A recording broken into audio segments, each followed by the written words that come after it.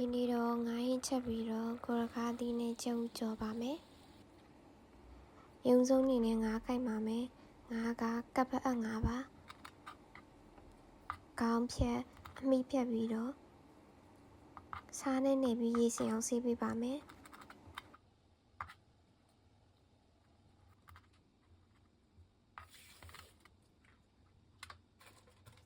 ကိုရီဘက်မှာကကပ်ပအပ်ငါးလို့ခေါ်တာပါ။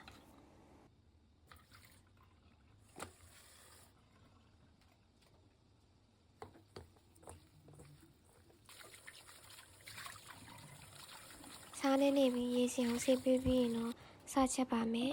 ။ရုံဆုံးနေနဲ့အိုးတွေကိုစီးထည့်ပါမယ်။ကြိတ်ထားတဲ့ကြက်သွန်နီကြက်သွန်ကူနမင်းမုတ်အယောင်တင်မုတ်ရုပ်တီခွဲချမ်းထည့်ပြီးတော့စီးသက်ပေးပါမယ်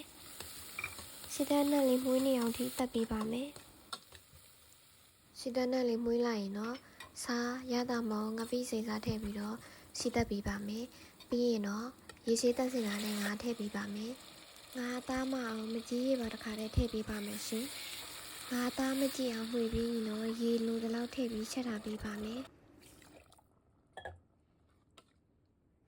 ငါရင်ချက်နေချိန်တည်းမှာကိုရခါသီးချို့ဖို့အတွက်ကိုရခါသီးခွန်းလာပါမယ်။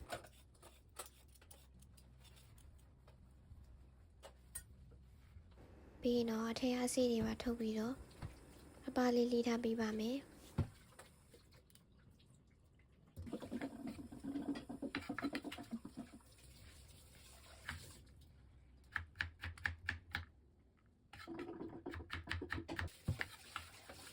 ကျက်သွန်နီတစ်လုံးမှာပပလေးလှီးထားပေးပါမယ်။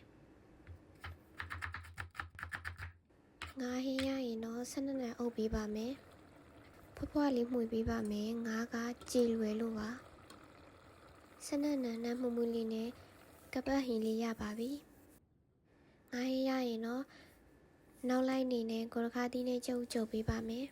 ။ဦးလေးဦးစီးထည့်ပါမယ်။ပြီးရင်တော့ကျက်သွန်နီနဲ့နလေးမုတ်ထည့်ပြီးစီးသက်ပေးပါမယ်။ကျက်သွန်နီလေးနင်းလိုက်ရင်တော့လှီးထားတဲ့ကိုရခါသီးထည့်ပေးပါမယ်။ရတာစားပဲငပြရေးထည့်ပြီးတော့တေချာလေးမှုပေးပါမယ်။ကိုရခါသီးနူဖို့အတွက်ဖုံးလေးအုပ်ပြီးတော့ချက်ထားပေးပါမယ်။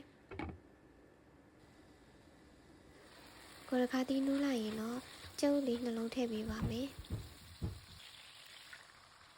ကျုပ်ကြိုက်ရင်တော့ကိုရခါသီးကြော်လေးရပါပြီ။ကပွားဟင်းဆက်ဆက်နဲ့ကိုရခါသီးကျုပ်အချိုကြော်လေးနဲ့ဒီနေ့ဟင်းတွဲဆက်လေးပါ။နောက်ဗီဒီယိုအတွက် like and follow လေးလုပ်ရပေးပါဦးရှင်။